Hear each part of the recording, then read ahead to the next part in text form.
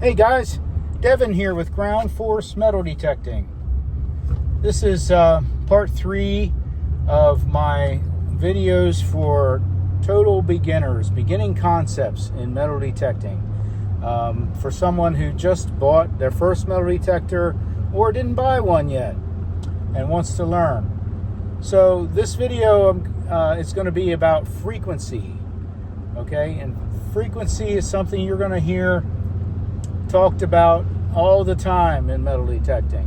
It's one of the most important concepts to understand once you get into this hobby. What do the different frequencies do? Why do I need different frequencies?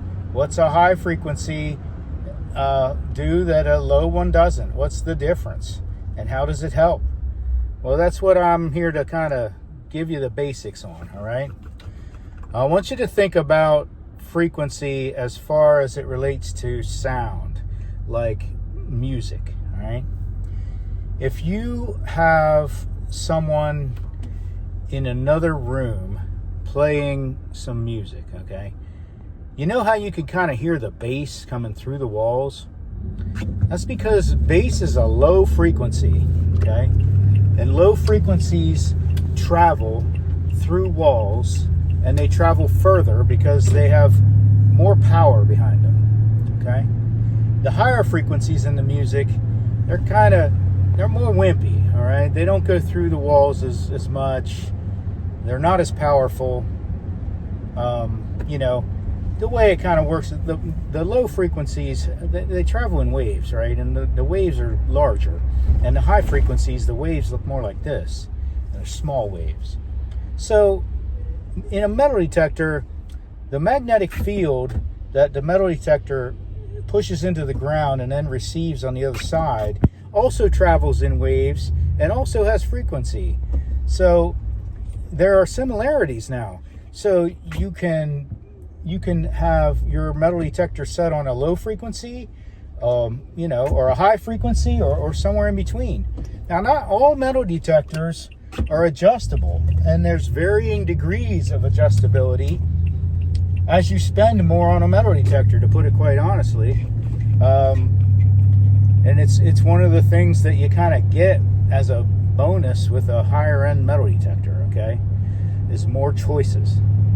So low frequencies on a metal detector, okay, just like sound, they go deeper, all right?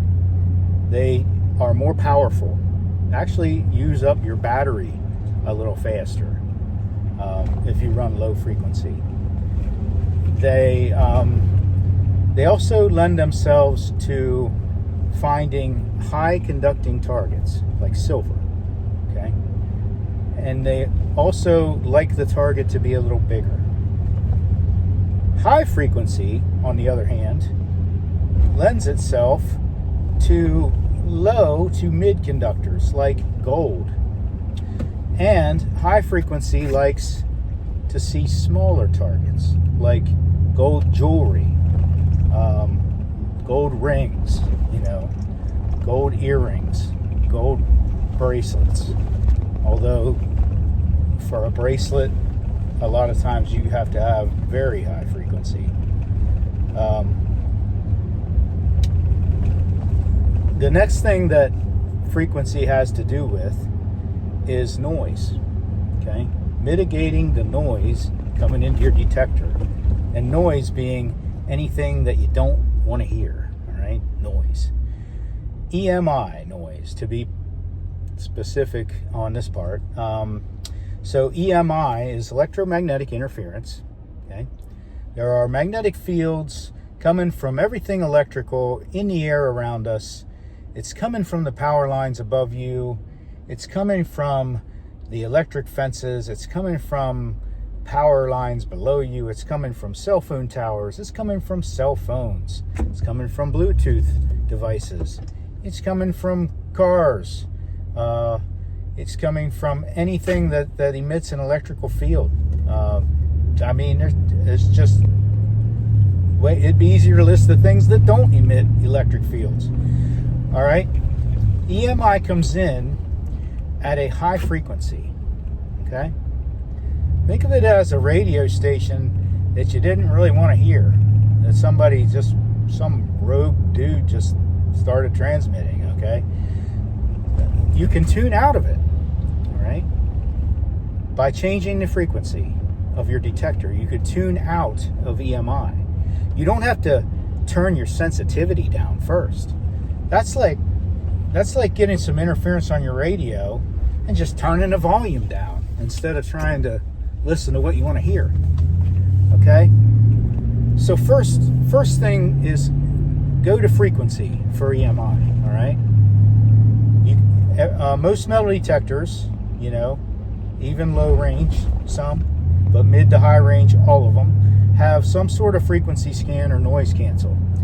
You hit the button and it basically will scan across a number of channels and find the band of frequencies with the least noise, the least EMI reception, okay? It'll tune away from the EMI.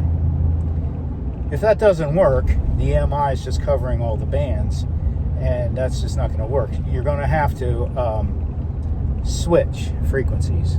So that channel scan, that's only just putting nuances on your frequency you're already using. It's not going from 40 to 24. It's going from 40 to 39 and a half, okay? It's tweaking it, all right? It's not really notching it, not really giving it a good bump. So you can switch to a lower frequency, switch to the next lower frequency if your metal detector has that adjustability. Hopefully it does. Let's talk about multi-frequency, okay? So about 2018 or so, metal detectors started coming out, and these were high-end to mid to high-end metal detectors with what is called simultaneous multi-frequency. All right. Now, multi-frequency doesn't mean you look at the description of your detector and it has 15, it has 20, and it has 40. It's a multi-frequency. No, that's multiple frequencies. You can choose, okay? Simultaneous multi-frequency is what I'm talking about here.